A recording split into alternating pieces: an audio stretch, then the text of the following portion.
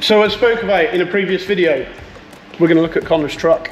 This thing is awesome, but I will let Connor talk you through it and the spec and what it's all about. Over to you. Yeah, so this is my 76 C10. It started life as a 350 small block truck. I bought it 5 years ago. Ended up pulling the motor out. It had 70 foul of end float, so that was scrap. I was going to build a 383 stroker for it, priced it all up, ended up going the LS route. So as everyone knows, it's LS the world nowadays. They're such a good power plant. I know a lot of friends that are die-hard small block fans. I've even got a friend at the moment that's put a LS in his Hemi drag car just for ease of use, and he's made more power. Was an obvious choice for you to go with? At the time, not so much now. It was cost effective. For the price that I could build a 383 small block and the power goals I was reaching for around 400 horsepower, I could buy and build this and get, at the end of the day, better mileage and reliability. I was going to say the reliability factor is the big one, and not that we're worried about MPG, it's miles to the gallon as we know, but you can run this up and down the motorway to events all day and not worry about it. Absolutely. When I bought this motor, I paid £1,000 for it. It's a 5.3 iron block. I ended up picking it up, getting it home, noticed it was tight to turn over. So I pulled the heads off it and the cylinders were full of water. And it had been sat stateside under a tarpaulin, not in a storage facility like I was guaranteed. I got £500 back on the engine, got offered to, my full money back, give the engine back, but the chances of getting another LS in the UK at that price at the time, pretty slim. So I built it. It's now a 5.4, just under 10:1 compression. It's canned, obviously headers, it runs on Terminator X. Changed up the intake setup on it soon. I've kind of grown out of love with this style. But yeah, it makes good power, sounds good, and bursts tyres. Still yet to run the time in it, because every time we go drag racing, Connor's working or away doing something with Hel, but we will get into the drag strip and we will get a time for this truck and see what he runs. But tell me about the suspension setup and the underneath, because you're on about changing that at the moment, aren't you? Yeah, so the truck runs a full tubular QA1 control arms, coilovers front and rear, double adjustable. I love the fat tyre rake look on the classic Kraigars, but I spent all this money on suspension upgrades and cannot use them at the end of the day. This thing still drives like a 50-year-old truck, which is great fun with all the power, but also kind of scary with all the power. So next up, I'm C-notch in the rear. I've still got to order them, but going to go for some American Racing Torque Thrust 2s. A slightly lower tyre profile on the rear, so it should improve things slightly. So as we know from previous videos, I like to kill a gearbox or two, but I'm not the only one around these parts that does the same. You recently did a similar thing, didn't you? Yeah, I think I worked out it was a £7,000 burnout.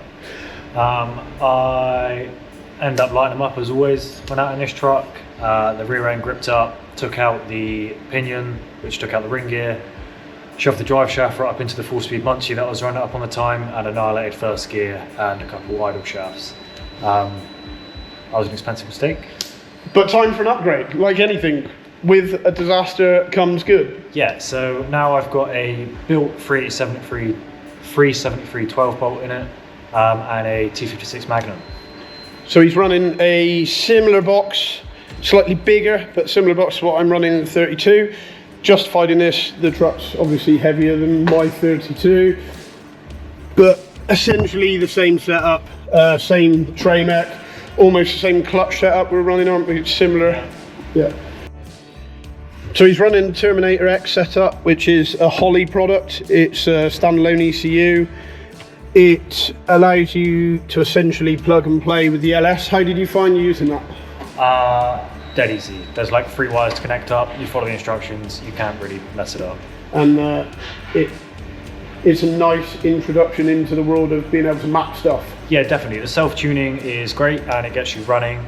It's pretty conservative from my experience. I wouldn't want to run forced induction on it, but it definitely gets you going and rolling down the road. And there's so many tutorials online. Self-learning for like tuning it is dead easy. So what's your next steps with the truck? What's your next plans? Obviously, we've heard about the rake and the C-notch and the stance, but performance mod wise, is there anything you've got planned? Yeah, so I'm in the process of changing up the intake setup to a 4-barrel downdraft throttle body with, you know, like a traditional style pan filter and then like high ram aluminium intake. When I built the truck, I really liked the, you know, forward-facing Panam style intake. I've just kind of grown out of love with it. I need to take up some space in the engine bay. Okay, and is that going to increase power as well, or is it just an aesthetic I thing? don't know, to be honest. My biggest quibble is that sheet metal intake. It resonates everything in the engine bay. You can put your hand on it and the engine gets about half as quiet. Right. It is just a big vibrating box of aluminium. Not good. So this is the part in question. So he's going to a more traditional intake with 4-barrel? Yeah. Yeah. Okay. Still running multi-point ejection. So it'd be an EFI 4-barrel, similar to what's on Adam's Nova. Same setup. Yeah. But higher intake. Perfect. Here's a big old engine bay fill. There's like extra room for... The size of the effort on it. I know someone stood quite close to me that if he had that much spare room in an engine bay, there'd be like speakers and coffee blankets and Yeah. all kinds of real estate going on here. Couple of seats for the kids. Yeah. Even patinaed cars need some love. Connor's billet, one off. No one else has one. Chevy bow tie. You've got to have a little bit of bling on the car. What a day. Yeah, hope you enjoyed it. Speak to you soon. See you later.